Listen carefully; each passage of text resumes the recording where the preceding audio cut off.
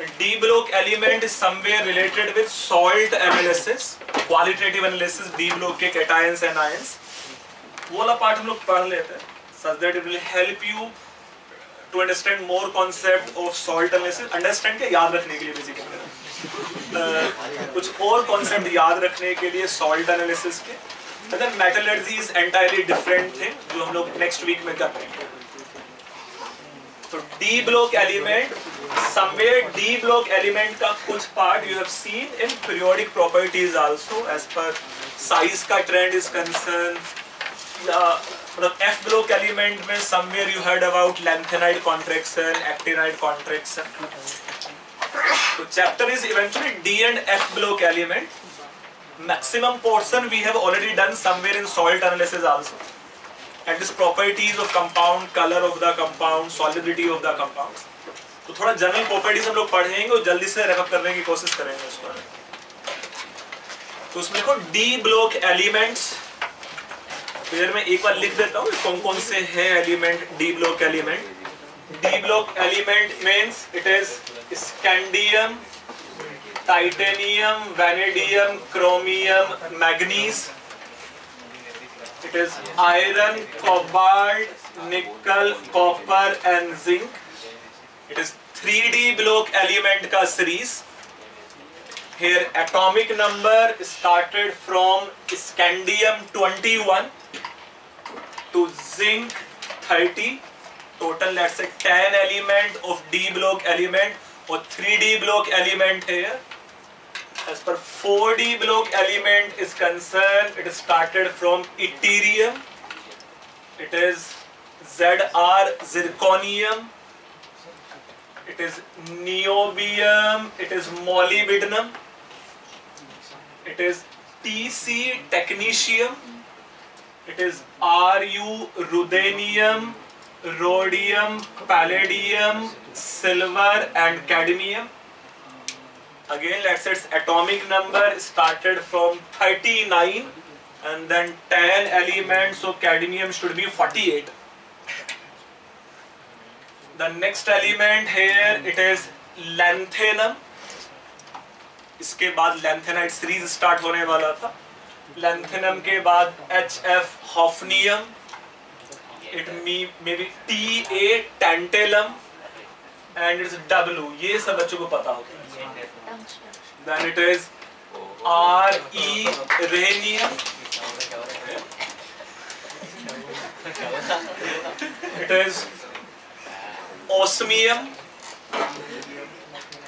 it is iridium, platinum, gold and mercury. So lanthanum atomic number is 57. Then 58 to 71 we have lanthanides, so hafnium will be same as 72. 72 to 80 as a mercury. इसके बाद भी कुछ ऐसे element समझ सकते थे. It may be AC actinum having atomic number as 89. Then 90 to 103 there will be actinides. The next element may be written as UnQ as per IUPAC symbol is concerned. UnQ will be let's say 104. इसमें मैं पढ़ा होता है अनिल क्वार्डियम है ना. Next element may be let's say UnP, anil pantium and so on. तो let's say ये सब जो एलिमेंट है they R D block element. इस पर जेई सिलेबस इज कंसर्न. फिर पढ़ने के लिए तुम लोग हर एक एलिमेंट, फिर जितना ऑर्गेनिक केमिस्ट्री सिर्फ कार्बन के लिए पढ़ा है ये पढ़ रहे हो तुम लोग, चाहे तो हर एलिमेंट की एक अलग केमिस्ट्री हो सकती है. बट इस पर JEE syllabus is concern. S block element detail में है, पी ब्लॉक एलिमेंट डिटेल में है, डी ब्लॉक एलिमेंट उतना डिटेल में नहीं है. We'll see few of its general properties regarding melting point का trend, colors of the complex, alloy of these compounds थोड़ा हम लोग पढ़ेंगे उससे related. दो तीन important compound including potassium dichromate, potassium permanganate, जो जेईई सिलेबस में, इवन एनसीईआरटी बुक में डिटेल में है. At least you can remember starting and ending element of this series. It will help you to predict somewhere. Suppose अगर platinum 2+ लिखा है coordination compound वाले book में, या तो तुम्हें पता करना आसान रहेगा कि प्लेटिनम 2+ में कितने इलेक्ट्रॉन्स हैं, डी का कॉन्फ़िगरेशन क्या है ना. तो यहाँ D10 है तो प्रेडिक्ट कर पाऊंगे D8 रहने वाला है ना.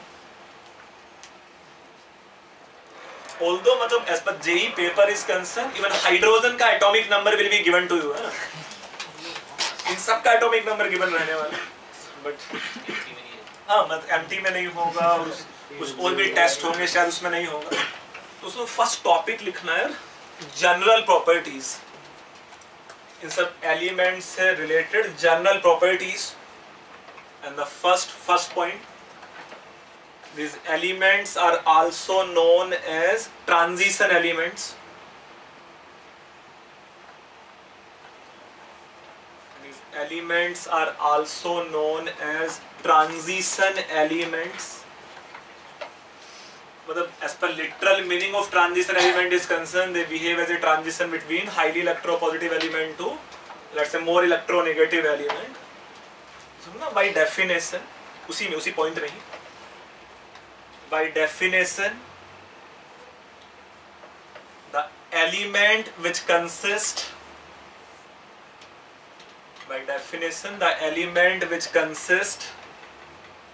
unpaired electron in d orbital,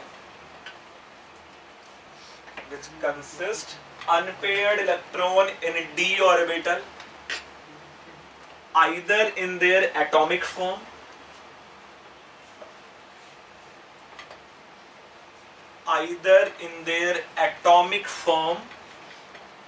or one of the naturally occurring cation.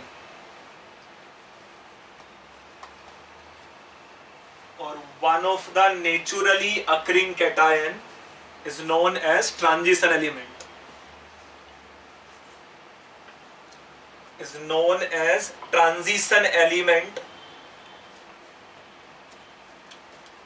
Now, for example, let's say if you see Fe26, its electronic configuration for outermost shell may be argon का electronic configuration 3d64s2. Even इसके atomic form में it consist unpaired electron in D orbital. जैसा कितने unpaired electron है D orbital में? 4. D6 वाला जो configuration है, so by definition it should be transition metal, transition element. Same, let's say if you see copper 29, copper का electronic configuration will be argon का electronic configuration 3d10 4s1. Exceptional electronic configuration due to full filled, half filled stability.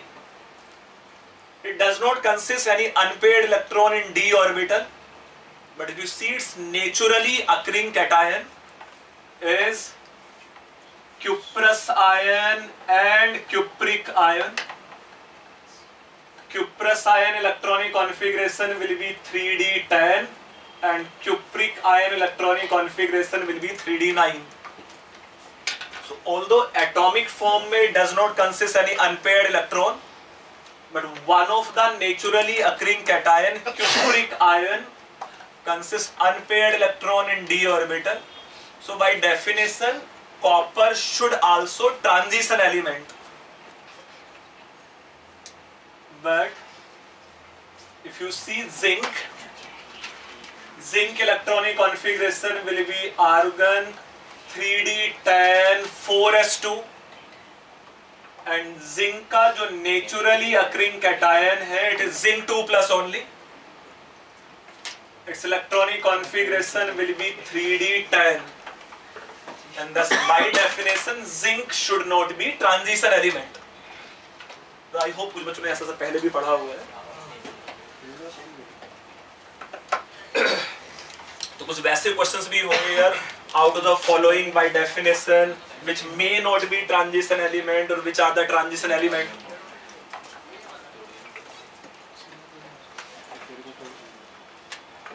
transition element means the element which consists unpaired electron in d orbital, either in their atomic form or one of the naturally occurring cation. So by definition, let's say iron transition element था. By definition, copper is transition element. उसका naturally occurring cation में unpaired electron है d orbital में. जो definition है, let's say उसके according zinc should not be transition element. So point साथ में लिख लेना. Thus by definition, and thus by definition, zinc, cadmium and mercury. And thus by definition, zinc, cadmium and mercury are not the transition element.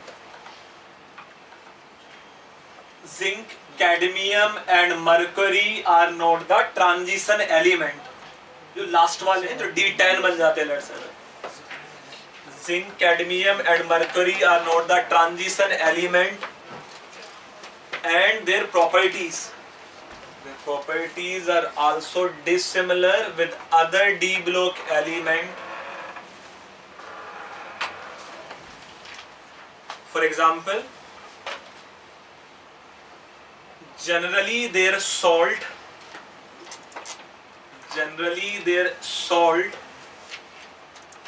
are found to be white. The salt are found to be white. तो बाकी सबके लिए क्या हो सकता था? Colored compounds हो सकते थे. So generally their salts are found to be white. They having low melting and boiling point. उनके प्रॉपर्टी जो बाकी डी ब्लॉक एलिमेंट से मिलते जुलते नहीं है. Having low melting and boiling point and does not consist variable oxidation numbers. Mercury को छोड़ दूं, +1 +2 हो सकता था, but zinc having only +2, cadmium having only +2, so does not consist variable oxidation number. जैसे और भी प्रॉपर्टीज हम लोग देखेंगे धीरे धीरे, but by definition let's say zinc, cadmium and mercury are not the transition element. Next line में लिखना, due to half filled. Next point लिख सकते हो ना, जैसे जनरल प्रॉपर्टीज में एक पॉइंट हम लोगों ने लिखा, second point let's say due to half filled and full filled. Due to half filled and full filled stable electronic configuration. Half filled and full filled stable electronic configuration. They consist exceptional electronic configuration. They consist exceptional electronic configuration. इसमें दो तो हम लोग को पता है, let's say chromium है, copper है, ऐसा ये सिल्वर का भी इलेक्ट्रॉनिक कॉन्फ़िगरेशन डिफरेंट होता, गोल्ड का भी इलेक्ट्रॉनिक कॉन्फ़िगरेशन डिफरेंट होता. सुनो पर्टिकुलरली उसी पैराग्राफ में लिखना, particularly if you see this element, let's say palladium, particularly palladium का इलेक्ट्रॉनिक कॉन्फ़िगरेशन निकल के जैसा ही होना चाहिए था, D8S2. In the case of palladium, its electronic configuration is found to be krypton का इलेक्ट्रॉनिक कॉन्फ़िगरेशन 4D10 5S0. निकल में 3D8 4S2 था. ये 3D8 4S2 है. Even platinum is 5D8 6S2. But बीच में ये जो पैलेडियम है कुछ अलग ही है. So particularly let's say palladium का इलेक्ट्रॉनिक कॉन्फ़िगरेशन कुछ ऐसा है. As in its electronic configuration, as in its electronic configuration no shell is partially filled. No shell is partially filled, similar to electronic configuration of inert gas. Similar to electronic configuration of inert gas,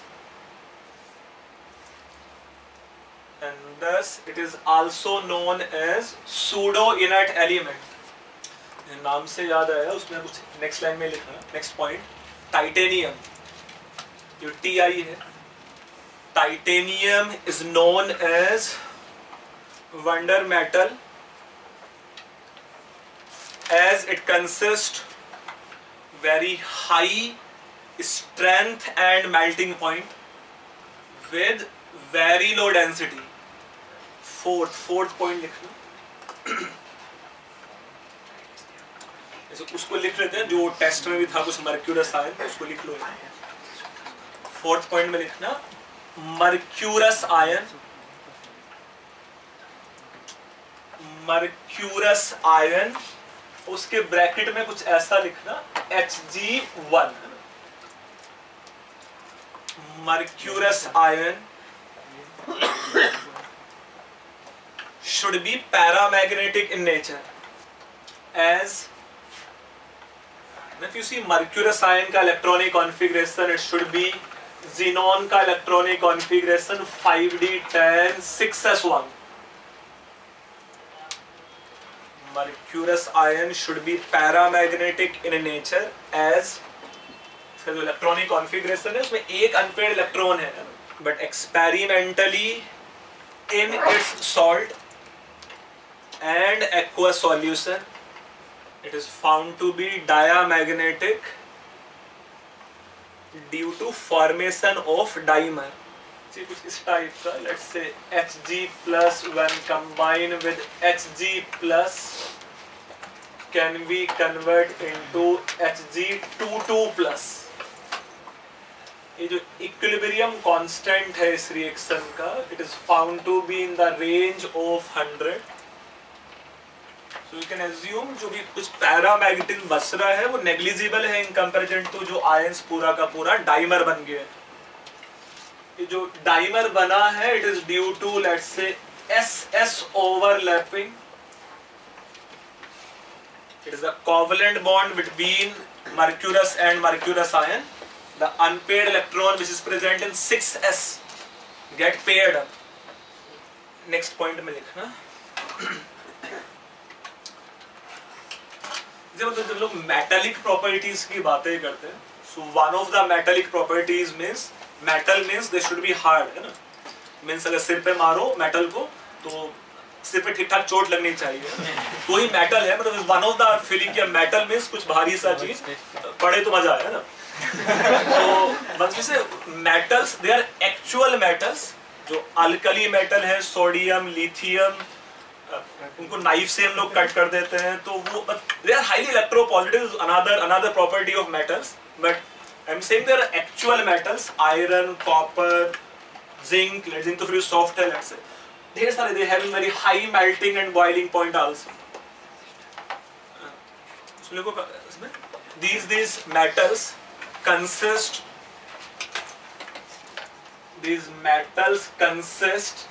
relatively high melting point. These metals consist relatively high melting point due to stronger metallic bonding. As per metallic bond is concerned, physics में थोड़ा पढ़ा है कि तुमने metallic bonding मतलब electron C kernels, कुछ balance ऐसे, मतलब मैं इस पॉइंट को समझाने के लिए सिर्फ ऐसा समझने की कोशिश करो. Metallic bonding can be explain with the help of valence bond theory. Metallic bonding can be explain with the help of molecular orbital theory type.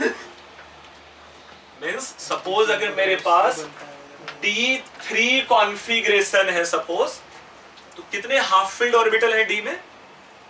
3. So let's say it can form 3 covalent bond with other metals, other atoms, let's say, ना? According to valence bond theory. Molecular orbital theory का meaning कि भाई इसमें से D3 में से suppose metals हैं, so they will be electropositive in nature, we always have some free electrons. तो पूरा का पूरा जो मेटल क्रिस्टल है उसमें ढेर सारे फ्री इलेक्ट्रॉन्स होते जो किसी इंडिविजुअल एटम का पार्ट नहीं बचे अब जाए ना, तो is the part of electron sea, let's say, है ना, उसको कुछ इलेक्ट्रॉन सी मॉडल बोल रहे हैं। So as number of free electrons increases, I am saying कि पूरा का पूरा मॉलिक्यूलर ऑर्बिटल जैसा बन गया है ना, इसमें कुछ फ्री इलेक्ट्रॉन्स प्रेजेंट है। सो लिख लेना साथ में, the strength of metallic bond, strength of metallic bond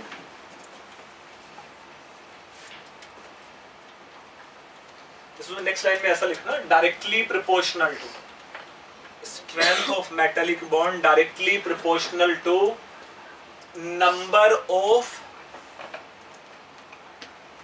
half filled orbitals,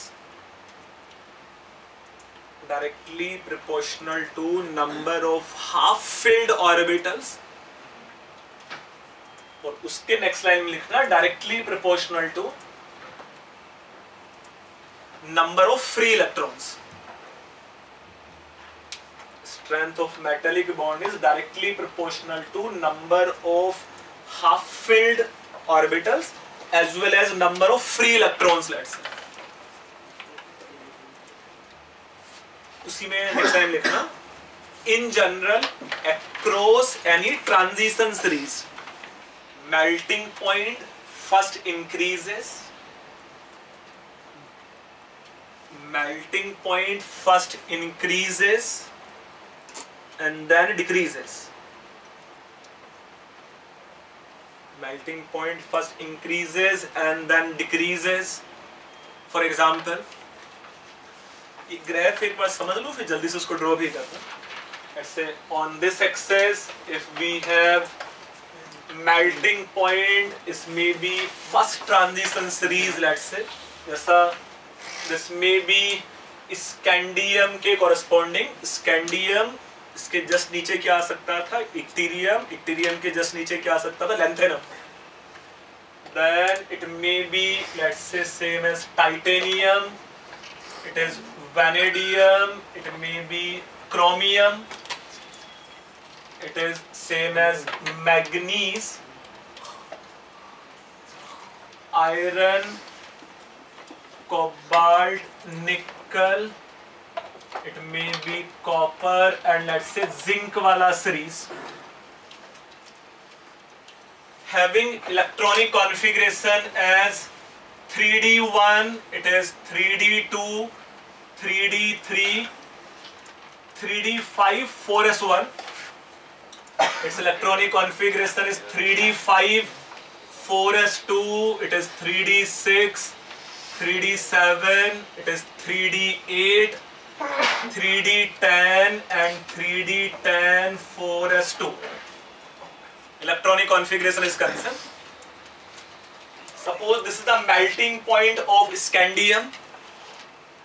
Melting point increases from scandium to titanium as titanium carry more half-filled orbital. Increases further in the case of vanadium, let's say. Increases further in the case of chromium. Chromium carries 6 half-filled orbital. Then it decreases in the case of manganese as number of half-filled orbital decreases. Then there is a slight increase up to iron. Then it decreases, decreases, decreases, decreases. जरूरी linearly decrease, but decrease तो हो रहा था, let's say. Can you suggest me manganese का melting point iron से कम क्यों है? Can you suggest me manganese का melting point iron से कम क्यों है? So हम लोग धीरे-धीरे समझेंगे, मैं पॉइंट अलग से लिख भी लेंगे मेल्टिंग पॉइंट की ग्राफ से रिलेटेड. इसमें although we have 5 half-filled orbital, इसमें we have only 4 half-filled orbital, but it carry stable electronic configuration. Its ionization energy will be relatively high, and we have less free electrons there. In the case of manganese. Now if you see the next series, let's say इससे ऊपर वाला जो series है, this may be 3D block element है, 3D block वाला series, 4D block या 5D block का melting point can be higher than this. As down the group we have more number of free electron due to more loosely bounded electrons. So it may be melting point increases, and it is similar graph. Always remain higher than 3D, except for last element. Let's say this element is found to be zinc, this element is found to be cadmium, and one more 5D block element. 5D block element का हाँ बोलो sir vanadium का chromium में कम दिए sorry ज़्यादा दिए क्या अच्छा मैं फिर से बोल रहा हूँ बच्चे ये मैं सिर्फ ना जनरल ट्रेंड्स है ना जैसा मतलब यार यहाँ ऊपर नीचे थोड़ा बहुत हो सकता है आई am saying it is not linear but ये कंफर्म है chromium is highest in first transition series and zinc carry minimum in first transition series है सर नहीं सर वैनेडियम का 1910 है और क्रोमियम का 1907 क्रोमियम का कितना वो सेम है ठीक है 1907 ठीक है मैं समझ गया तुम्हारी बात है simultaneously it is something look like this and this and mercury सबसे कम है it is Hg जो हाईएस्ट मेल्टिंग पॉइंट है इन सब में वो क्रोमियम से जस्ट नीचे वाला एलिमेंट ये एलिमेंट है W मैं चाहते एक रफ सा ऐसा डायग्राम ड्रॉ कर लो पहले इस ग्राफ से रिलेटेड कुछ और भी पॉइंट हम लोग लिख लें सर हाँ बोलो सर वो मैंगनीज का एक बार एक्सप्लेन कर सकते हो क्यों हाँ बच्चे मैं लिखवा दूंगा एक बार ये ग्राफ तो बना उसको लिखाऊंगा टेंशन ना सर पैलेडियम और सिल्वर अगल-बगल में एक अलग कॉपर के नीचे आते हैं अच्छा मतलब ये सिर्फ लास्ट के लिए डिफरेंस है बाकी शायद यहाँ बहुत ज्यादा डिफरेंस नहीं है ना मतलब इनका अप्रोक्सीमेटली सेम हो सकता है सर पैलेडियम में तो एटीएम पेड इलेक्ट्रॉन नहीं होगा तो उसका तो प्रोडक्ट कम होना चाहिए ये सिर्फ मैं बता रहा हूँ जनरल ट्रेंड मींस जरूरी नहीं है कि ये सिर्फ इस पे डिपेंड करने वाला है नंबर ऑफ अनपेड इलेक्ट्रॉन पे जो भी मेटालिक बॉन्डिंग या जो भी हम लोग लिख पाते हैं it is just the simulating model है ना ये मेटालिक स्ट्रेंथ पे डिपेंड करने वाला था and metallic strength in general directly proportional to this तो मतलब एग्जैक्टली किसका ज्यादा है वो डेटा चेक कर लो है ना जितना थोड़ा मुझे डेटा के हिसाब से पता है उससे रिलेटेड कुछ पॉइंट्स लिखने ना वो मैग्नीज वाला भी समझा दूंगा टेंशन ना लो तो आई होप ऐसा ग्राफ तुम लोगों ने बना लिया है अगर यहाँ वाले बच्चे बना पा रहे हैं तो बाकी सबने किया है ऐसा in their respective series zinc cadmium and mercury in their respective series zinc cadmium and mercury consist least melting point in their respective series zinc cadmium and mercury consist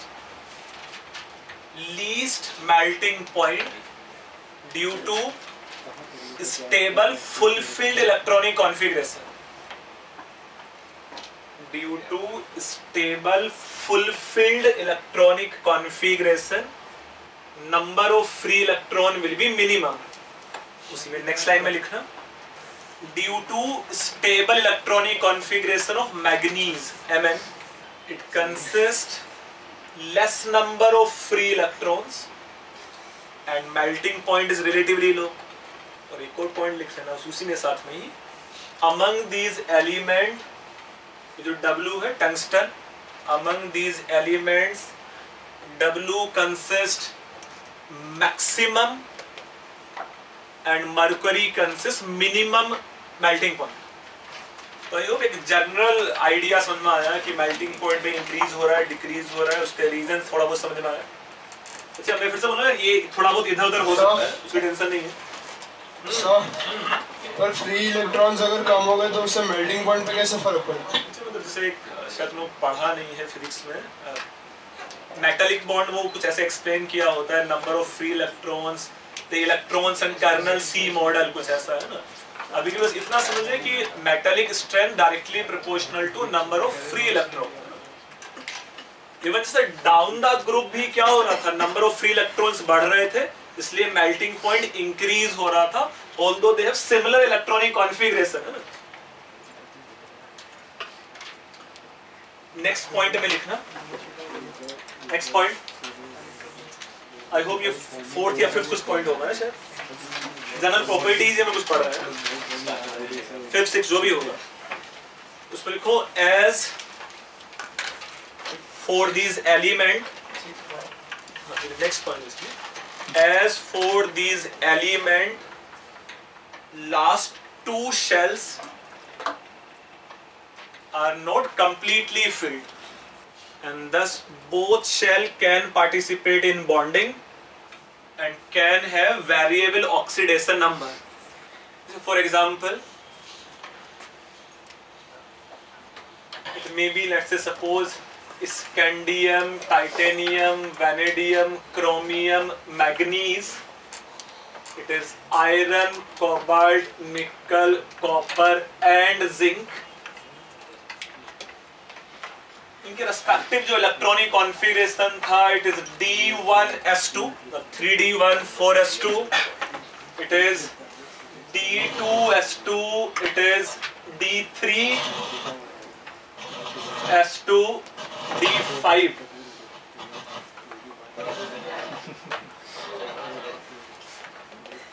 D5S1, it is D5S2, D6S2, it is D7S2, D8S2, it is effectively D10S1 and it is D10S2. The general electronic configuration of their groups also. Scandium वाला group में same electronic configuration, titanium वाले group में similar electronic configuration. So for example, if you see magnesium का electronic configuration होता है noble gas N3S2. इसका oxidation number +1 क्यों नहीं होता है इन जनरल? इसका ऑक्सीडेशन नंबर इन जनरल +1 क्यों नहीं होता, +2 क्यों होता है? मतलब शायद जो पेयर्ड इलेक्ट्रॉन है इन जनरल या तो दोनों बॉन्डिंग में पार्टिसिपेट कर रहे हैं या दोनों में से कोई नहीं कर रहा है ना. I'm saying अगर पेयर्ड है electron so they can't participate one by one है ना. जो IE1 एंड IE2 में डिफरेंस है वो काफी कम है ना, तो दोनों ही इलेक्ट्रॉन साथ में बॉन्डिंग में पार्टिसिपेट कर लेते हैं. यहाँ भी इन जनरल अगर पेयर्ड इलेक्ट्रॉन है so they will participate simultaneously in bonding, but unpaired electron can participate one by one also. ऐसा फिर common oxidation number can be +2 if electrons can participate in bonding only from last shell. 3D1 4S2. S में जो दो electron है वो paired up है और its oxidation number can be +3 also. D का इलेक्ट्रॉन भी बॉन्डिंग में पार्टिसिपेट कर ले. फिर oxidation number can be +2, +3, even +4. As D में जो इलेक्ट्रॉन्स हैं वो अनपेयर्ड हैं, they can participate one by one also. General oxidation number can be +2, +3, +4, even +5. Chromium का ऑक्सीडेशन नंबर में भी +1 आल्सो. इसमें एक अनपेयर्ड इलेक्ट्रॉन है. It is +2, +3, +4, +5, +6. मैग्नीज में it is +2, +3, +4, +5, +6, even up to +7. Iron वाले ग्रुप में इट मे बी +2 +3 +4 +5 +6। अभी डी में one of the electron is paired up. D जो पेनल्टीमेट शेल है, electron will be relatively more tightly bounded, और वहां भी अगर पेयर्ड अप हो जाए they have less tendency to bonded further, react further. In this case it is +2 +3 +4 +5. One more d electron get paired up. It is +2 +3 +4. Copper वाले group में oxidation number is found to be +1 also. Even +2, even +3. Zinc वाले case में general oxidation number is +2 only. Sir iron का +1 होता है ना ground plate में? अरे जनरल ऐसा पंगे मत कराओ। हाँ मतलब जनरल अभी पढ़ेंगे, ये तो लिखो सही। आयरन में +8 पे नहीं हो सकता? अच्छा मैं ये बोला हूँ कि होने के लिए तो हो सकता था, बट अगर डी में जो इनर शेल है उसमें इलेक्ट्रॉन का पेयर्ड अप हो जाए तो मुझे शायद ज्यादा एनर्जी सप्लाई करना पड़ेगा वो इलेक्ट्रॉन को पार्टिसिपेट कराने के लिए। आउटर मोस्ट शेल में अगर पेयर्ड है तो वही इस शेल बॉन्डिंग में पार्टिसिपेट करने वाला तो करेगा, बट इनर शेल में अगर पेयर्ड इलेक्ट्रॉन है they have less tendency to react further. तो ऑस्मियम का क्यों होता है OSO4 में? वही मैं बोला, down the group we have more loosely bounded electrons, तो कर सकता है ना।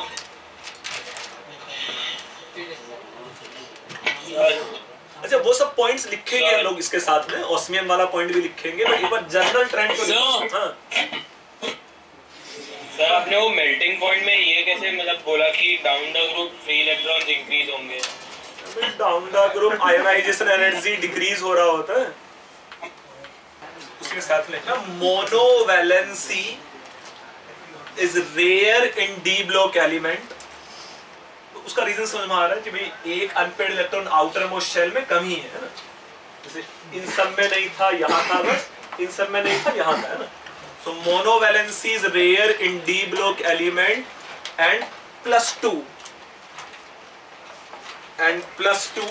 Is most common oxidation number. +2 हर रो कॉलम में है ना। नेक्स्ट लाइन में लिखो down the group due to loosely bounded electron, stability of higher oxidation number in d block element, stability of higher oxidation number in d block element, ये increase होना चाहिए decrease होना चाहिए? मतलब d के electron भी अच्छे से बॉन्डिंग में पार्टिसिपेट हो पाते, so increases. So down the group due to loosely bounded electron, stability of higher oxidation number in d block element increases. You know first में मुझे specify क्यों करना पड़ा इसमें d block element? ये inert pair effect का उल्टा है ना effectively.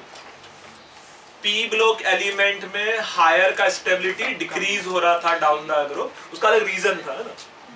But here stability of higher oxidation number increases in d block element. For example, most stable oxidation number of iron Fe is +3. Ferric iron is +3, but down the group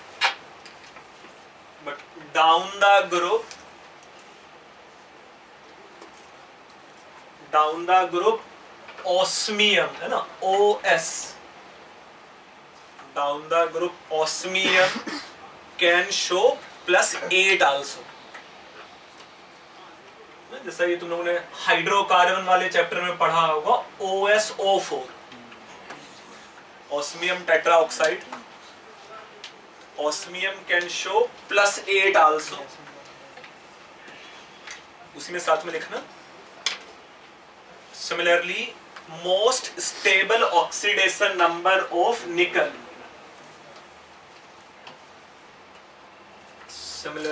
most stable oxidation number of nickel is +2, most stable oxidation number of nickel is +2, but for platinum उसके नीचे होगा ना, निकल palladium platinum, but for platinum it is +4, but for platinum it is +4. next line में similarly most stable oxidation number of copper Cu2+, most stable oxidation number of copper and gold, उसी group में है साथ में ना, copper and gold is +2 and +3 respectively, +2 and +3 respectively. मतलब ये जो मैंने लिखा +1 +2 +3 मींस कॉपर सिल्वर गोल्ड है ना, तीनों की कैटेगरी के लिए वी नो गोल्ड में जो गोल्ड क्लोराइड है इट इज AuCl3, कॉपर में we know due to hydration energy +2 cupric ion is more stable than cuprous ion. उसमें नेक्स्ट लाइन लिखना stability order for different oxidation number, stability order for different oxidation number of copper in aqueous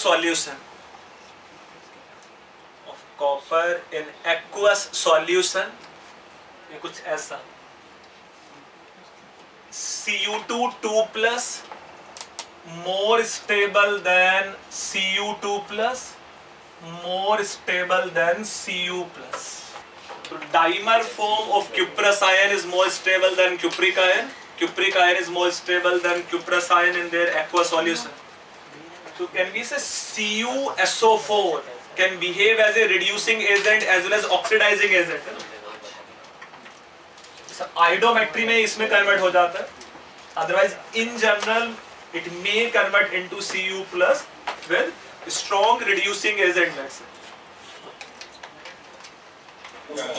sir cupric ज्यादा stable क्यों है cuprous sir? इसका hydration energy ज्यादा होता है. ये NCERT में एक कॉलम दिया होता है डू यू नो है ना,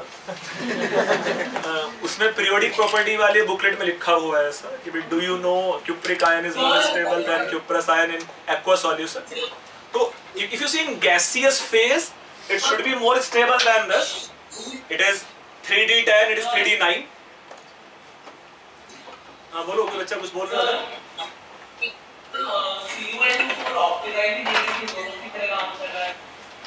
CuSO4 both oxidizing and reducing आते हैं.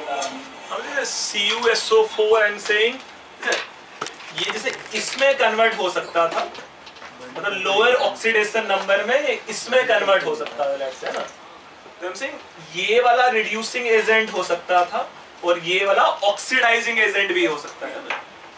तो ये बोथ नहीं होगा, ये रिड्यूसिंग एजेंट ये ऑक्सीडाइजिंग एजेंट, मतलब उल्टा नहीं आता और उसको और आगे चला जाता है. नेक्स्ट लाइन में लिखना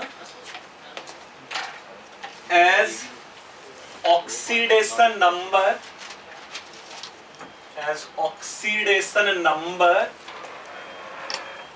of central atom increases, इसी में oxidation number से रिलेटेड ही चल रहा है. As oxidation number of central atom increases, corresponding oxide and oxyacid, corresponding oxide and oxyacid will be in general more acidic. ऐसा उन्होंने पहले भी पढ़ा होता है. Will be in general more acidic. For example, एक ये compound, let's say MnO, it may be Mn2O3, it may be MnO2, and let's say it may be Mn3O4. Next is MnO3, and next one is, let's say, Mn2O7. Manganese के different oxide with different oxidation number. जैसा in this case manganese having +2 oxidation number, +3 oxidation number, +4. Here manganese on an average oxidation number will be +8/3. Here it is +6 oxidation number, and here it is +7 oxidation number. These two are found to be basic in nature. These two are found to be amphoteric, and these two are found to be acidic in nature. next line में लिखना, among all the oxides of D block element with +2 oxidation number, among all the oxides of D block 3D block element लिखना, among all the oxides of 3D block element with +2 oxidation number, only ZnO is found to be amphoteric, and remaining are basic. Only ZnO is found to be amphoteric and remaining is basic. इसमें next line में लिखना, Cr2O3 chromium का +3 oxidation number है यहाँ. It is TiO2 titanium का +4 oxidation number है. क्या common name होता है इस क्रिस्टल का? TiO2 rutile. So Cr2O3 TiO2 vanadium oxide CrO2 +4. Next line में ये कंपाउंड, ये oxide are found to be amphoteric. Next line में सिमिलरली कुछ ऐसा compound V2O5 and CrO3, V2O5 and CrO3 are found to be acidic.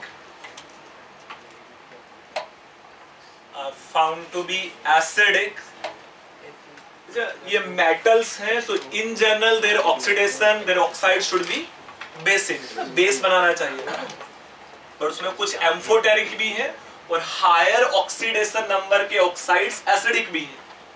Next line में लिखो, different oxidation number से related ही, due to different oxidation number metal ion can consist different number of unpaired electron in D and can have different color in their aqueous solution.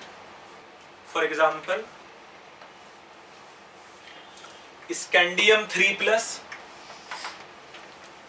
Sc3+, titanium 4+, scandium 3+, titanium 4+, zinc 2+ are found to be colorless. मतलब उसको समझना आसान है. D0 configuration, no DD transition is possible. Next line में लिखना कुछ ऐसा, titanium 3+ purple है, टाइटेनियम 3+ पर्पल. ऐसा ही वैनेडियम 4+, क्रोमियम 2+, कॉपर 2+. ये कॉम्बिनेशन क्या हो सकता था? Blue. Vanadium 4+, chromium 2+, copper 2+, blue. Next में वैनेडियम 3+, क्रोमियम 3+, निकल 2+, Fe2+। ये कॉम्बिनेशन ग्रीन। ऐसा ही vanadium 2+, manganese 3+, vanadium 2+, manganese 3+, violet. दिखाने की कोशिश करें कि वैनेडियम के different oxidation number having different colour है ना। Vanadium 2+, manganese 3+, violet, manganese 2+, manganese 2+, उसने ना light pink 2+, light pink, Fe3+, yellow. शायद कुछ चीजें इसमें से याद रख पाऊंगे, कुछ चीजें। नेक्स्ट पॉइंट लिखना, नेक्स्ट लाइन में लिखना, across transition series, across any transition series, the atomic size of d block element remain approximately same. पढ़ा हुआ है ऐसा पहले, slight decrease first and then slight increase, so remain approximately same, and thus they can be packed, packing वाला packed let's say, and thus they can be packed in crystal of each other. They can be packed in crystal of each other. Means suppose कोई अगर tetrahedral void में आ सकता था, दूसरा वाला भी tetrahedral void में ही आ सकता था let's say. They can be packed in crystal of each other and can form homogeneous solid mixture. And can form homogeneous solid mixture known as alloy.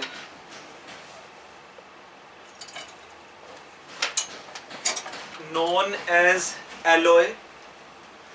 Ji advance में तो नहीं, जेई मेन में है ना, वो सब कीड़े हो सकते हैं। कुछ एलॉय का कंपोजिशन पूछा हो, उसका यूजेस पूछा हो, जब ये पूछ सकता है कि कौन सा विटामिन वाटर में सॉल्युबल है, तो कुछ बहुत कुछ पूछ सकता है ना।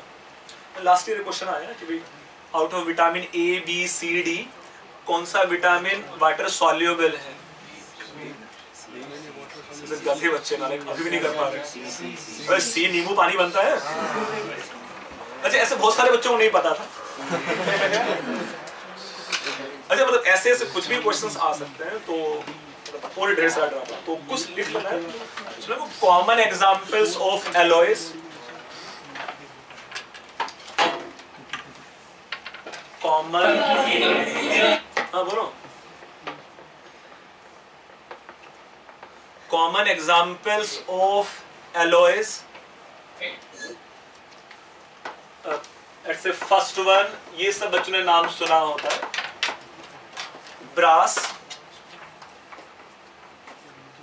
इसमें कौन कौन से मेटल होते हैं ब्रास में? Copper and zinc. अच्छा, आई होप इसका एप्लीकेशन लिखाने की जरूरत नहीं है ब्रास का, ये पता है तुम लोगों को। नेक्स्ट वन,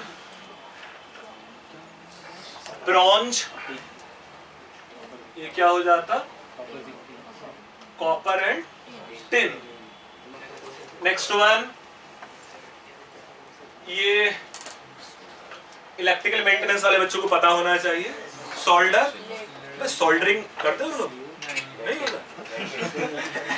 ऐसे बट ईएफ की उसमें तो होगा ना, ऐसे सोल्डरिंग ऑफ वायर, ऐसा कुछ होना चाहिए। So anyway, solder is lead and tin. उसका एप्लीकेशन पता है ना, सोल्डरिंग। सोल्डरिंग क्या होता है? तो बेल्डिंग है ना, बेल्डिंग टाइप्स ऑफ दो वायर को अटैच करने के लिए इलेक्ट्रिसिटी के। तो ये तीन तो बड़े कॉमन से हैं, ऐसे तीन तो लोगों ने पहले भी पढ़े होंगे। Steel, steel is the alloy of iron and carbon, उसकी हार्डनेस प्रोवाइड करने को समझेंगे। कुछ और भी मैं नाम लिखा देता हूँ साथ में एप्लीकेशन सुनके, इन 3 के डिटेल में पढ़ने की जरूरत नहीं था। नेक्स्ट वन, कुछ अच्छे अच्छे नाम भी हैं, उनके एप्लीकेशंस भी अच्छे अच्छे। इट इज, ये बहुत अच्छा नाम है, nichrome. Nichrome obviously it consist निकल एंड क्रोमियम। अच्छा, इसमें नाइक्रोम के साथ में लिख लेना निकल एंड क्रोमियम। जो नाइक्रोम है उसमें लिखना ड्यू टू, नाइक्रोम के लिए ड्यू टू क्या आयरन भी होता है। पॉइंटर्स, मेजर पार्ट ये है, ये भी एक स्टील है तो आयरन होगा या ना। इन जनरल जितने भी स्टील है आयरन सब में होगा, है ना। तो निकल क्रोमियम आयरन के साथ में, उसमें लिखो due to their high electrical resistance, due to their high electrical resistance and high melting point, nichrome wire can be used in electrical heater.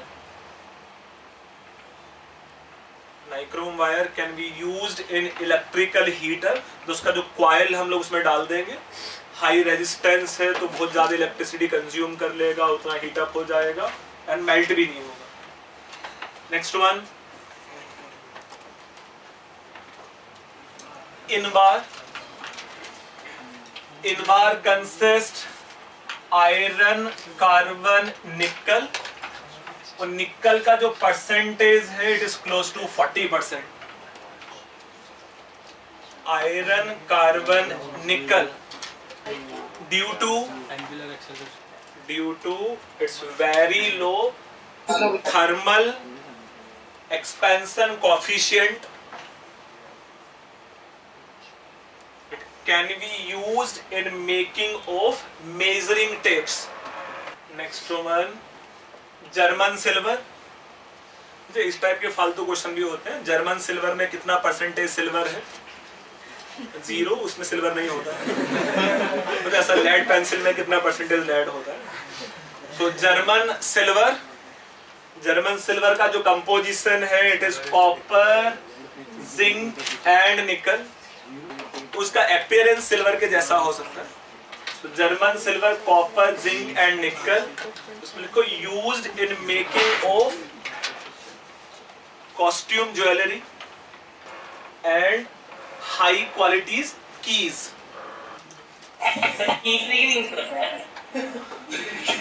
ठीक है, मतलब अच्छी बात है। सिल्वर जैसा की दिखे तो मजा आ जाए। So next one,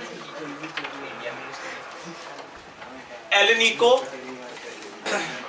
So Alnico it consists obviously nickel, cobalt, and इसका major part is iron. Iron major part है obviously. Due to its high, due to strong magnetic properties, can be used in making of permanent magnet. Stainless steel लिखाने की जरूरत नहीं है। क्या क्या होता है उसमें? क्रोमियम, निकल, कार्बन, आयरन, रस्टलेस होता है। नेक्स्ट वन, एक और अच्छा सा नाम है इसमें, कुछ ऐसा, इलेक्ट्रॉन। के है वहां, है ना। Electron consist magnesium, zinc and copper. देखो, consist very low density but very high strength, can be used in making of parts of aeroplane, can be used in making of parts of aeroplane. तो काफी जगह मतलब जैसे जो पोलो का stick होता होगा जिसमें आयरन लगा होता होगा, जो हाई क्वालिटीज हॉकी होता होगा, है ना, उन सब में स्पोर्ट्स में यूज हो सकता है। जो बैडमिंटन रैकेट होता होगा, है ना, ठीक ठाक हाई। So next 9th, मैग्नेलियम। इसका क्या यूज होता है? Used for making of balance और कुछ ऐसा।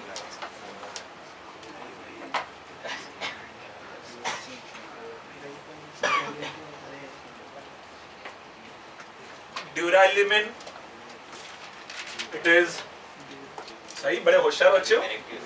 सो it is copper, it carry manganese, it carry manganese, magnesium and manganese.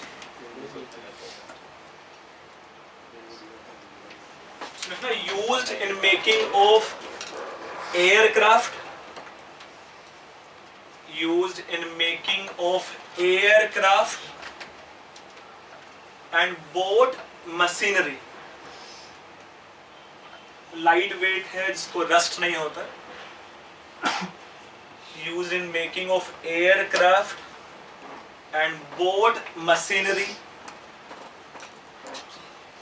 इसमें एक और लिखा होगा। नेक्स्ट वन, कुछ ऐसा। मिश मेटल, MISCH, मिश मेटल। सर नीचे लिखो थोड़ा। क्या?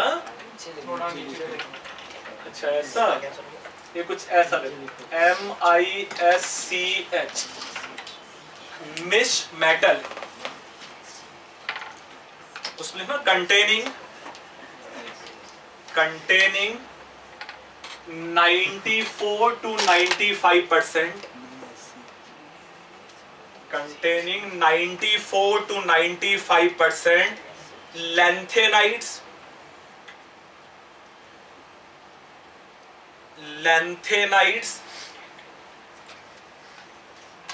and 5% iron,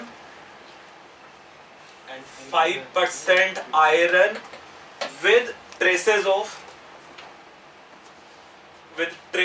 of carbon, silicon, calcium, etc. used in making of ignition device, for example lighter. इसमें से एक लाइन और लिखना नेक्स्ट लाइन में। alloys with mercury is known as amalgam. Nearly each and every metal form amalgam except iron and platinum. Potassium dichromate K2Cr2O7। बस इसके जो भी रिएक्शंस हम लोग लिखेंगे, कम ही लिखेंगे, ज्यादा नहीं लिखेंगे, वो सब इंपॉर्टेंट रिएक्शंस है, याद रखने की कोशिश करोगे। पोटेशियम डाइक्रोमेट K2Cr2O7, लिखो mainly it is prepared through chromite ore. Mainly it is prepared through chromite ore. Chromite ore का जो फार्मूला है it is FeCr2O4. Mainly it is prepared through chromite ore. यहाँ जो ऑक्सीडेशन नंबर है iron का it is +2, chromium का oxidation number is +3. Mainly it is prepared through chromite ore, which involve following steps. So first point लिखना है, step 1 let's say. Partial roasting of chromite ore. ये सब term हम लोग metallurgy में पढ़ेंगे ऐसा थोड़ा थोड़ा, but I hope ये सब थोड़ा थोड़ा पता है तुम लोगों को। Roasting, calcination, partial roasting of chromite ore. Roasting का मीनिंग क्या होता है? Heating in presence of oxygen. ये जो रिएक्शंस इन्वॉल्व है, balance reaction, it is FeCr2O4 chromite, और it is roasting, let's say in presence of Na2CO3, and roasting means heated in presence of oxygen. The temperature is, let's say, 1000 to 1300 degrees Celsius. Here chromium ka oxidation number, which is +3, get increased up to +6 oxidation number. So this compound is found to be 8 moles of Na2CrO4, potassium chromate, plus 2 Fe2O3 plus 8 CO2. ये उड़ जाता late से, ये precipitate हो जाता, and it is soluble, तो उसको filtrate करके एटलीस्ट को हम लोग बाहर निकाल सकते हैं। इसका कलर क्या होता है Na2CrO4 का? ये ऑब्वियसली ये बेसिक मीडियम होगा, so it is yellow solution, बाकी ये प्रेसिपिटेट हो गया है। क्रोमियम का oxidation number increases up to +6 oxidation number. इसमें आयरन का भी ऑक्सीडेशन है +2 से +3। Obviously oxygen act as a oxidizing agent, oxygen का 0 से ऑक्सीडेशन नंबर क्या हो गया है -2। नेक्स्ट स्टेप लिखना, conversion of chromate into dichromate. Chromate को डाइक्रोमेट में कैसे कन्वर्ट करते हैं?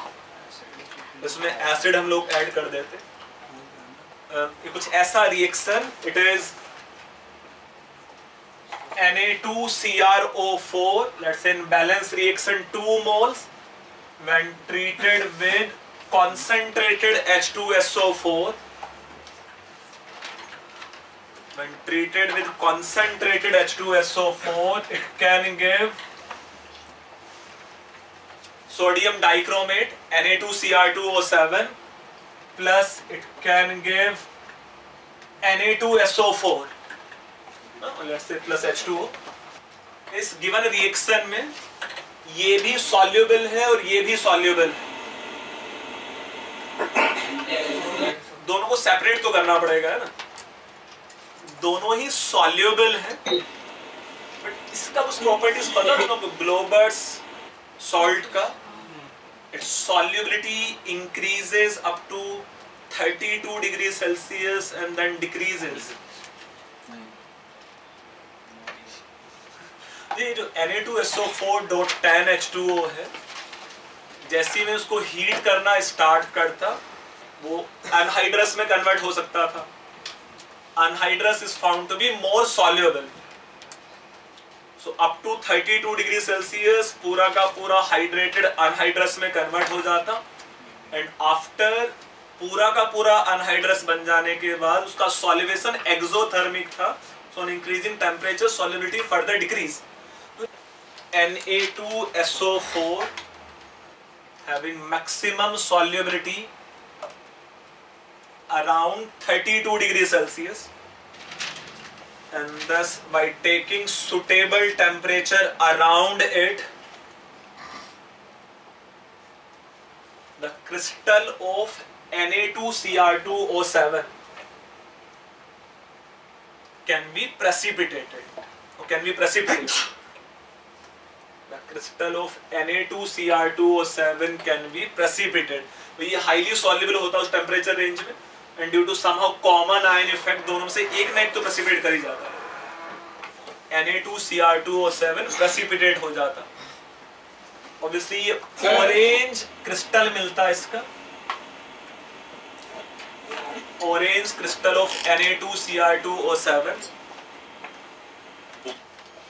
मतलब पॉइंट है, इस पूरे प्रिपरेशन मेथड में हम लोग को सोडियम डाइक्रोमेट मिला, बट लैब में सब जगह पोटेशियम डाइक्रोमेट ही हम लोग क्यों यूज कर रहे होते हैं? सोडियम क्रोमेट या सोडियम डाइक्रोमेट क्यों नहीं?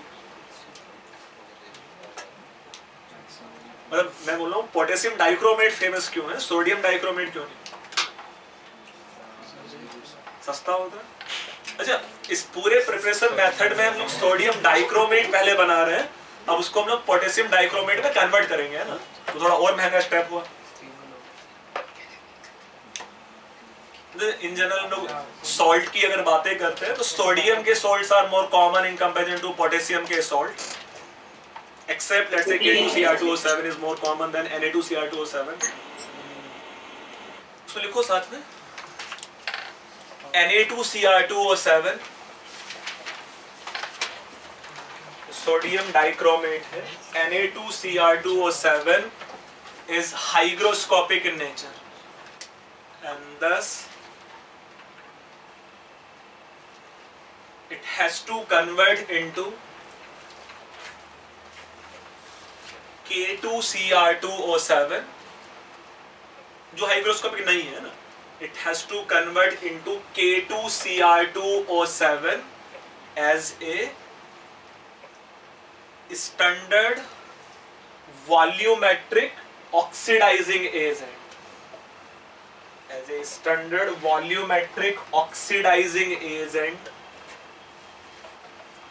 जो होता क्या, सपोज मैंने मास लेता सोडियम क्रोमेट का, सपोज उसमें अज्यूम कर लेता पूरा का पूरा मास किसका है, वो सोडियम क्रोमेट का। तुम जो कैलकुलेशन करता इसके नंबर ऑफ मोल्स का, जो टाइट्रेशन करता, उसमें आंसर एरर आता है ना, डिफरेंस आता। पोटेशियम डाइक्रोमेट का मैं जितना अमाउंट लेता हूँ पूरा का पूरा पोटेशियम डाइक्रोमेट ही है, अनलेस अंटिल उसमें कुछ और इंप्योरिटीज एडेड ना हो, है ना। So has to convert into potassium dichromate, so it is Na2Cr2O7 when treated with KCl। Sir हाँ बोलो। K2Cr2O7 के लिए स्टार्टिंग में ही K2CO3 भी तो डाल सकते हो, मतलब Na2CO3 भी डाल फर्स्ट स्टेप। हाँ डाल सकते थे, बट मैं ये बता रहा हूँ कि मुझे Na2Cr2O7 यूज नहीं करना होता, उसका रीजन है ना। अच्छा मैं डाल सकता था, बट इन जनरल हम लोग वैसा कर रहे हैं। सोडियम क्रोमेट या sodium carbonate is more common in earth crust, it is known as, मतलब वो आसानी से प्रिपेयर किया जा सकता है। NaOH ढेर सारा एग्जिस्ट कर रहा है in the form of soda lime, मतलब सीधे सीधे रॉक्स हैं यार सोडा लाइम के, है ना।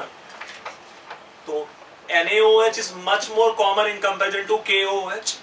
तो जितने भी सोडियम के सॉल्ट हैं, they are in general more common, they exist in nature in higher proportion in comparison to potassium compounds. This is for example if you see in a sea water, NaCl बहुत ज्यादा है in comparison to KCl। So Na2Cr2O7 when treated with let's say KCl, it can be converted into K2Cr2O7 plus NaCl. This is how let's say we have formation, the general preparation of dichromate, potassium dichromate.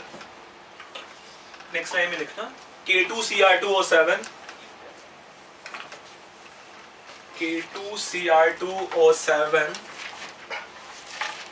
is stronger oxidizing agent in acidic medium. K2Cr2O7 is stronger oxidizing agent in acidic medium. I hope ये कुछ ऐसा reaction volumetric में भी होता था। Dichromate ion in acidic medium plus 6 electron can give Cr3 plus let's say H2O. In balance reaction it is 14H plus। इसका जो typical E0 का वैल्यू है, it is in the range of 1.35 volt। इसका जो colour है, it is found to be orange aqueous solution and it is found to be green aqueous solution। Basically में effectively वो stronger या effectively oxidizing agent होता नहीं है, means chromate ion Cr3 plus में कन्वर्ट नहीं हो रहा होता है। किसमें होता है? तो it is only acidic medium में ही वो ऑक्सीडाइजिंग एजेंट है, जैसे KMnO4 तीनों मीडियम में होता है। तो इफेक्टिवली जो ऑक्सीडाइजिंग एजेंट है वो H2Cr2O7 है। Chromic acid is effectively oxidizing agent H2Cr2O7। Organic के में भी शायद पढ़ रहे होंगे यार, मतलब अल्कोहल का रिएक्शन विद क्रोमिक एसिड, उसका मैकेनिज्म भी होता है, क्रोमिक एस्टर बन जाता है then for the breaking. Anyway orange से ही ऐसा कुछ ग्रीन बन जाता। नेक्स्ट लाइन में लिखना ऑन स्ट्रॉन्ग हीटिंग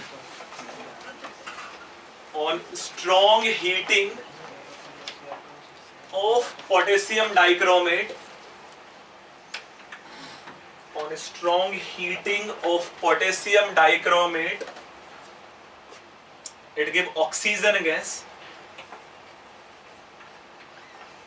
ये तुम लोग कुछ 9th-10th में केमिस्ट्री पढ़ते थे, तो तुम लोग कुछ ने शायद देखा हो कि ऑक्सीजन गैस का प्रिपरेशन, कोई भी ऑक्सीडाइजिंग एजेंट जिसके पास ऑक्सीजन हो उसको हीट करने पे ऑक्सीजन गैस इवॉल्व हो जाता, चाहे वो H2O2 हो, चाहे वो HNO3 हो, चाहे वो K2Cr2O7 हो, चाहे KMnO4 हो। One of the method to explain oxidation reduction in junior classes होता क्या था, K2Cr2O7 से मैंने निसेंट ऑक्सीजन निकाला, उसको दूसरे में ऐड कर दिया ना, या मैंने HNO3 से निसेंट ऑक्सीजन निकाला हीट करते समय, उसका ऑक्सीजन दूसरे में कहीं ऐड कर दिया। तो जितने भी ऑक्सीडाइजिंग एजेंट है विच कैरी ऑक्सीजन, उनको हीट करने पे ऑक्सीजन गैस मिलेगा। जैसे पोटेशियम डाइक्रोमेट को हीट करने पे भी ऑक्सीजन मिलेगा, KMnO4 को हीट करने पे भी ऑक्सीजन मिलने वाला है। So in heating of K2Cr2O7 it give oxygen gas। जो बैलेंस रिएक्शन है it is K2Cr2O7 on its heating can give Cr2O3, can give K2CrO4 plus O2. In this case chromium having +6 oxidation number, in this case chromium having +3 oxidation number, having +6 oxidation number. The color of this crystal is found to be orange. The color of CrO3 is found to be green, tea green color of Cr2O3. It is found to be, ये जो chromate है it is yellow। तो accordingly ये ऐसा reaction balance कर लोगे। Next line में लिखो, when K2Cr2O7 is heated with concentrated H2SO4, is heated with concentrated H2SO4, concentrated H2SO4 से क्या होता है, पहले उसका हाइड्रोलिसिस हो सकता था क्रोमिक एसिड, और फिर उसको डिहाइड्रेट कर देता है ना। When heated with concentrated H2SO4 it give chromic acid, कुछ ऐसा reaction, it is K2Cr2O7 when heated with concentrated H2SO4। एक तो इसमें कन्फर्मली कुछ ऐसा सॉल्ट बन जाना चाहिए था K2SO4, and we have formation of CrO3।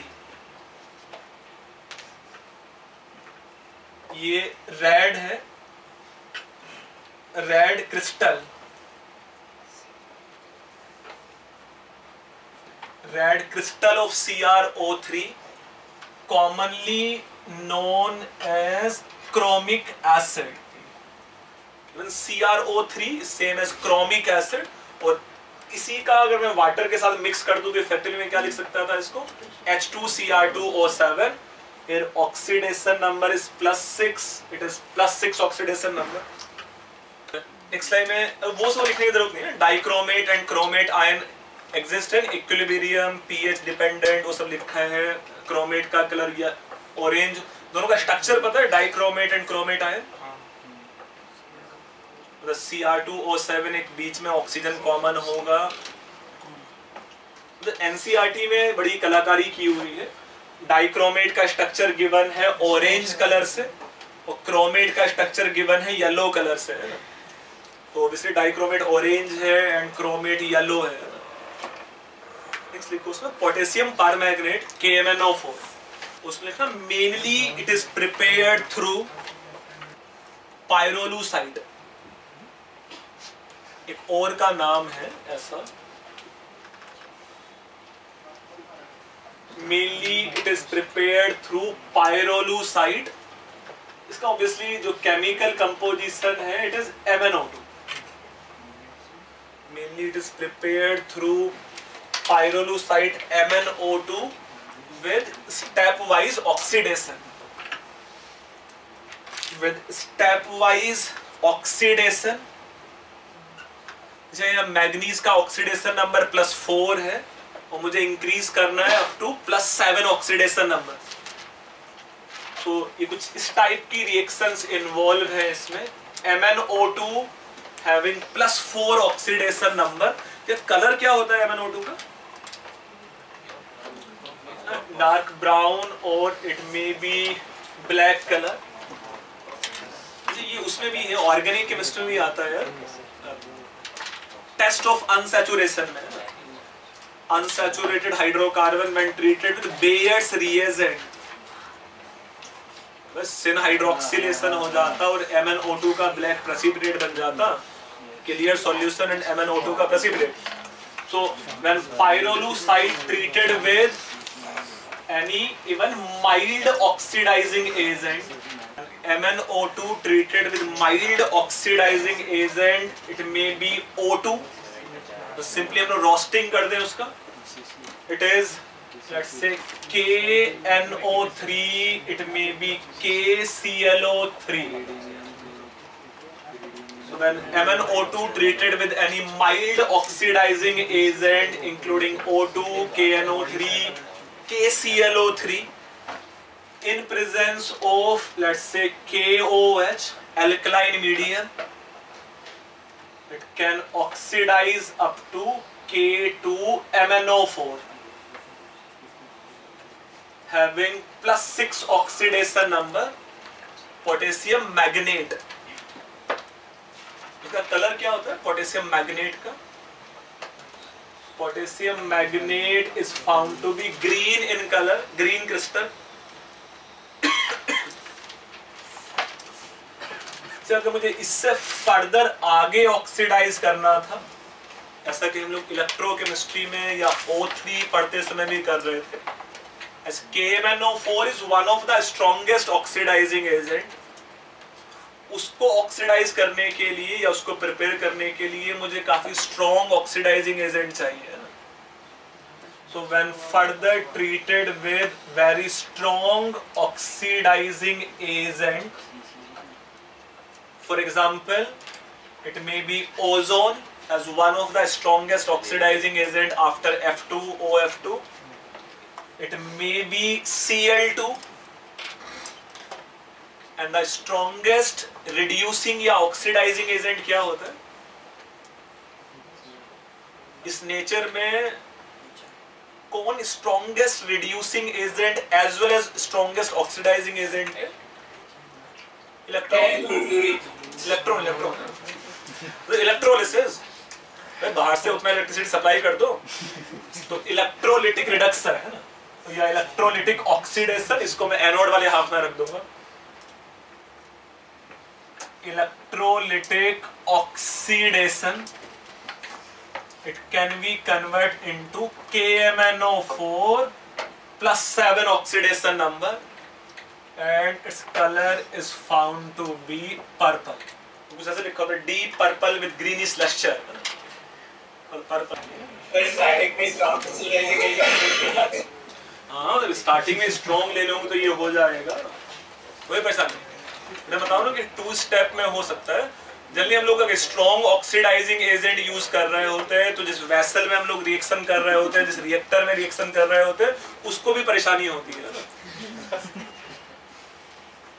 तो अगर हमारा माइल्ड से पहले में काम चल जा रहा है तो बहुत अच्छी बात है, एटलीस्ट कुछ सेटअप कुछ पार्ट तो बच रहा है ना एक्सपोज्ड होने से स्ट्रॉन्ग ऑक्सीडाइजिंग एजेंट के साथ। नेक्स्ट लाइन में लिखना KMnO4 is a useful oxidizing agent. KMnO4 is a useful oxidizing agent in different mediums. Sir sir इसके पहले वाले रिएक्शन में सीधे ही स्ट्रॉन्गली ऑक्सीडाइजिंग एजेंट क्यों नहीं यूज कर रहे? वही तो समझा रहा था, कर लेते हैं, कोई रोक नहीं रहा था। So KMnO4 is a useful oxidizing agent in different mediums. I hope तुम लोगों को पता है कि एसिडिक मीडियम में KMnO4 से वो Mn2+ बन जाता, वीकली बेसिक और न्यूट्रल मीडियम में जिसमें उसका नाम बेयर्स रिएजेंट होता है वो MnO2 बन जाता, and strongly basic medium means जब pH is more than equal to 13 तब वो क्या बन जाता, K2MnO4 बन जाता, जिसका N फैक्टर क्या होता है 1। तो ऐसा वॉल्यूमेट्रिक में होगा ना कि KMnO4 का N factor 5, 3 and 1 in different mediums. So useful oxidizing agent in different medium, and ये स्ट्रॉन्गर है K2Cr2O7 से, है ना। इसका E0 का वैल्यू 1.5 के पास में है, 1.53, 1.54 इन एसिडिक मीडियम, और K2Cr2O7 1.3 था। नेक्स्ट टाइम लिखना on heating of KMnO4, on heating of KMnO4 it also give oxygen. On heating of KMnO4 it also give oxygen. So ऐसा 2 KMnO4 solid on heating around let's say 200 degrees Celsius it can give MnO2 plus K2MnO4 plus O2. So इसके जो colour है वो कुछ ऐसा, it will be purple crystal, ये हो जाता डार्क ब्राउन और black, and it is found to be green. इसी को अगर मैं फर्दर और हीट कर दूं, लेट्स से स्ट्रॉन्ग हीट, ये भी ऑक्सीडाइजिंग एजेंट है ना, मैग्नेट आयन। यहाँ ऑक्सीडेशन नंबर +7 था, here oxidation number is +4, here oxidation number is +6. It can further decompose to give K2MnO3 plus O2. Next line में लिखो K2MnO3, K2MnO4 magnet, K2MnO4 is stable in acidic medium but it disproportionate medium में stable नहीं होगा, otherwise KMnO4 acidic medium में क्या बन जाना चाहिए K2MnO4. So K2MnO4 is stable in alkaline medium, strongly alkaline है, such that KMnO4 का क्या बन जाता है सिर्फ K2MnO4 with N factor as a 1. So K2MnO4 is stable in alkaline medium but it can disproportionate in acidic medium. ऐसा reaction, let's say K2MnO4 plus H2O can give KMnO4, it give MnO2 plus let's say KOH. So here it is +6 oxidation number, here it is +7 oxidation number, here it is +4 oxidation. बाकी ढेर सारे यार compounds हम लोगों ने पढ़े हुए हैं, इंक्लूडिंग HgCl2, Hg2Cl2, HgCuCl2, और कुछ छोटे छोटे पॉइंट्स बस लिख लेना कुछ और कंपाउंड्स के, एक एक दो लाइन में।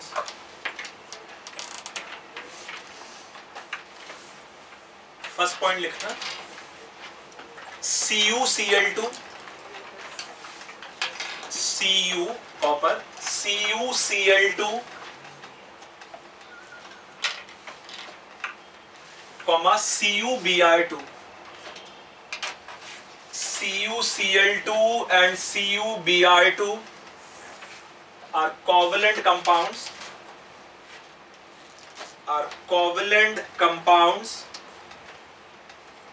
and exist in nature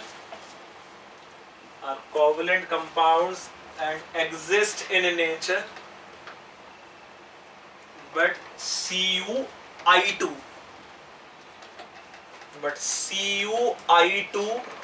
does not exist. CuI2 does not exist. So one of the proof is ये कुछ ऐसा when CuSO4 treated with Ki. So ideally ये कुछ ऐसा हो जाना चाहिए था +2 oxidation number. So this should convert into CuI2 plus K2SO4. CuCl2 बन सकता था, CuBr2 बन सकता था, ये ऐसा बन जाना चाहिए था. But this compound is found to be unstable and its final product is found to be Cu2I2 plus I2 plus K2SO4. पढ़ रहे थे कि ब्राउन प्रेसिपिटेट हो जाता, ये वाइट है, ये वायलेट है, सब मिला के कुछ तो दिख रहा है. नेक्स्ट लाइन में लिखना, इससे रिलेटेड मैं थोड़ा और कलाकारी वाला एक पॉइंट लिखा देता हूँ, बड़ा मजेदार सा. इससे रिलेटेड CuCl2 से CuCl2.2H2O in crystalline form is found to be green in color. Its dilute solution, dilute aqueous solution is found to be light blue. Its dilute aqueous solution is found to be light blue due to, ये शायद कुछ ऐसा complex बन जाता उसमें ना, ऐसा blue vitriol में बनता था. Cupric ion in aqueous phase is found to be light blue in color on addition of concentrated HCl and KCl or KCl. On addition of concentrated HCl or KCl, given solution become yellow due to formation of CuCl4 2-. So it's very dilute aqueous solution. Dilute aqueous solution, let's say blue है, ये yellow है. तो next slide में लिखना उसके साथ में. And its concentrated aqueous solution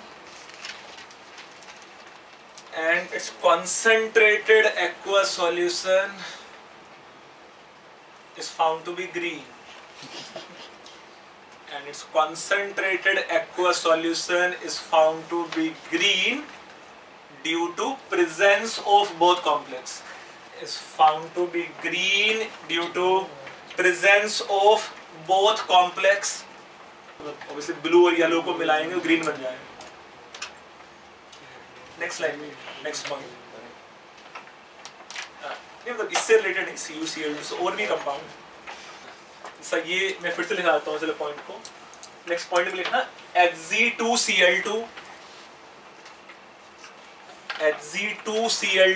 is known as calomel. Hg2Cl2 is known as calomel, comma HgCl2. HgCl2 is corrosive sublimate. इन दोनों में से कौन सा वाटर सॉल्युबल है, कौन सा वाटर इनसॉल्युबल है? Hg2Cl2 इनसॉल्युबल है और HgCl2 सॉल्युबल है. उसी में साथ में लिखना when the precipitate of, next line में लिख सकते हो, when the precipitate of HGS, क्या कलर होता है उसका? Black. when the precipitate of HGS, उसके ब्रैकेट में लिखना ब्लैक, is distilled, means उसका वाटर सब हटा दिया, is distilled, it gave red crystal, it gave red crystal due to, it gave red crystal due to formation of alpha HGS from beta HGS. मतलब ऐसे जो beta HGS था वो black है और अल्फा HGS रेड है, red crystal. उसमें लिखना alpha HGS, alpha HGS is also used as red pigment, also known as vermilion, used in making of सिंदूर, जो पॉइजनस होता है ना.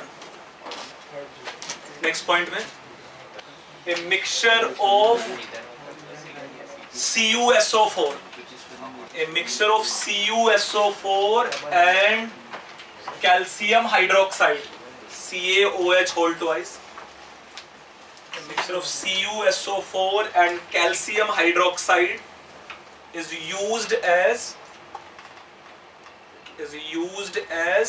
fungicide.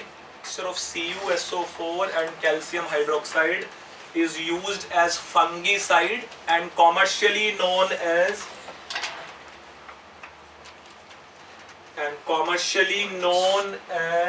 ये कुछ ऐसा Bordeaux mixture. So as per D block element is concerned, ये कभी खत्म नहीं होने वाला है. बहुत सारे हैं, बहुत सारे मेटल्स हैं, उनके बहुत सारे कंपाउंड्स हैं. इनसे एक पैराग्राफ उसके लिए लिख लो यार. F ब्लॉक एलिमेंट्स, एक पैराग्राफ, एक पेज होगा, एक साइड ऑफ पेज. एनसीईआरटी में मेनली सिर्फ वही है, K2CR. F block elements, the general electronic configuration for their outermost shell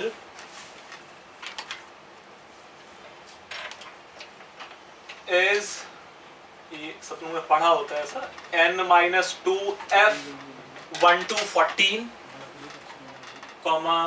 N-1D021 and NS2. For example, among lanthanides,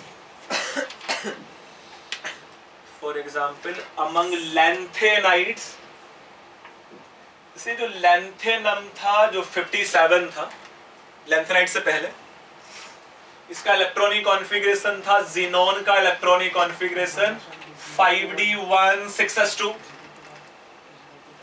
जो फर्स्ट लैंथेनाइट था cerium 58, its outermost shell electronic configuration is 4F1 5D1 6S2.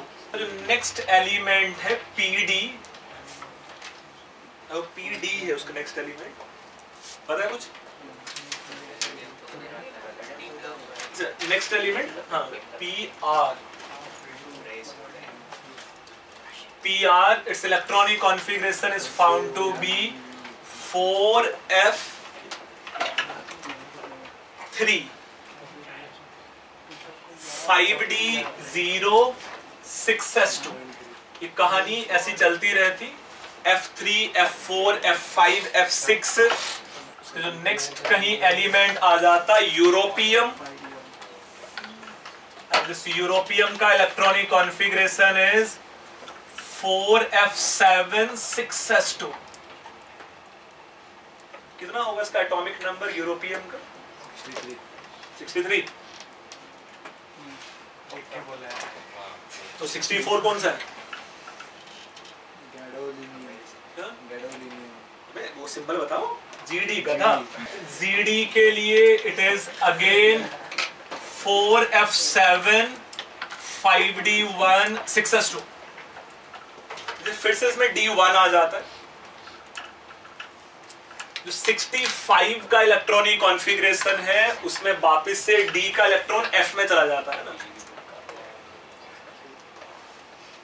मतलब ideally according to Aufbau principle 4F पहले fill होना चाहिए था इन comparison to 5D, as 4F में N+L और 5D में N+L सेम है, but whichever have less value of N should have less energy। ऐसा ही ये कहीं चला जाता YV 71, its electronic configuration will be xenon का electronic configuration 4F14 6S2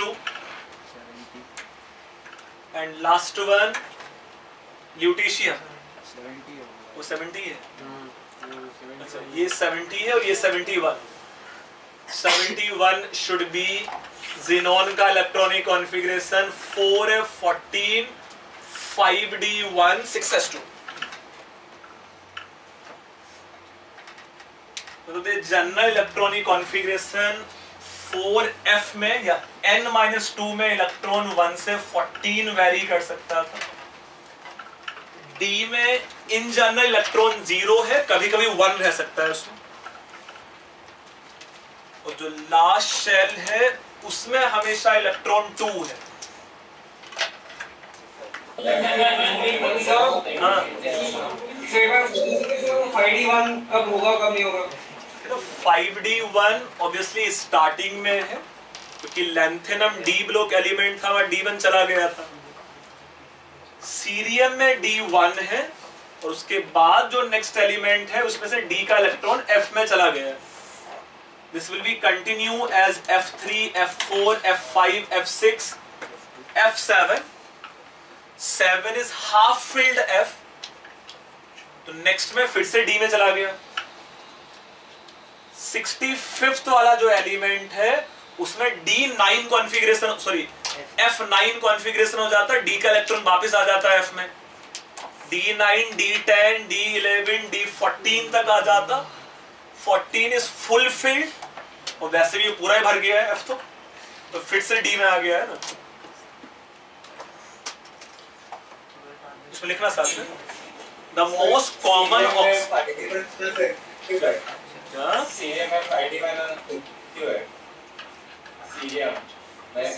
अबे है ये कौन सा पहला एक्सेप्शन पढ़ रहा है ये कॉन्फ़िगरेशन के पहला एक्सेप्शन है क्या? वैसे बहुत सारे एक्सेप्शन है ऐसा इलेक्ट्रॉनिक कॉन्फ़िगरेशन। उसमें लिखो साथ में the most stable oxidation number of lanthanide, most stable oxidation number of lanthanide in aqueous solution, most stable oxidation number of lanthanide in aqueous solution is +3। वैसे जो हम लोग सिर्फ ऑक्सीडेशन नंबर से नहीं बता सकते हैं ना, एक्वस में हाइड्रेशन और ढेर सारे फैक्टर। काफी जगह ना ये क्वेश्चन पूछा जाता है कि लेट्स से यूरोपियम का इलेक्ट्रॉनिक कॉन्फ़िगरेशन ये है ना, बड़े अच्छे से दिया हुआ है and then it's most stable oxidation number है ना।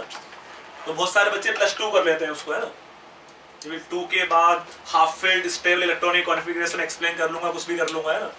But +3 is the most stable oxidation number of lanthanide and thus in aqueous solution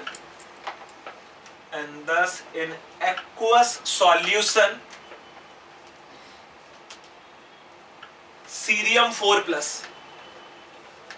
in aqueous solution cerium 4+ can behave as oxidizing agent, वो खुद रिड्यूस हो जाता। Cerium 4+ can behave as oxidizing agent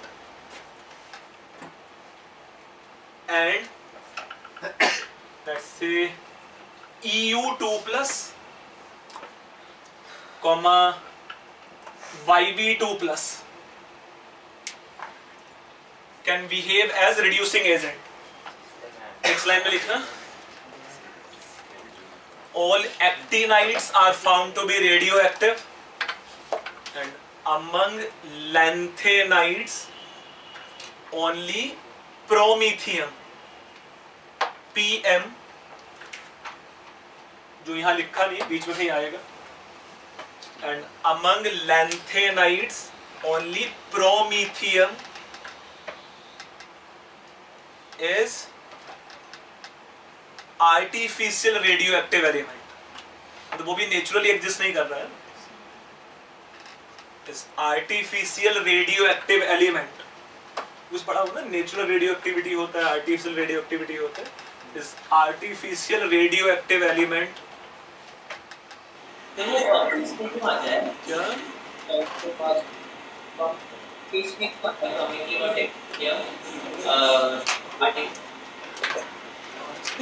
आवाज थोड़ा crack हो रहा है, तो मुझे समझ में आ रहा है कि मेरी आवाज कैसी आती होगी वहां। दोबारा से बोलो। ये वो बीच में आता है ना, बाकी सब नेचुरल एलिमेंट्स के बीच में, क्यों है? मतलब रेडियो एक्टिविटी आज तक ना कोई साइंटिस्ट एक्सप्लेन कर नहीं पाया कि क्यों कोई एलिमेंट रेडियो एक्टिव होते हैं, क्यों नहीं होते। हजारों theory to explain radioactivity, but ऐसा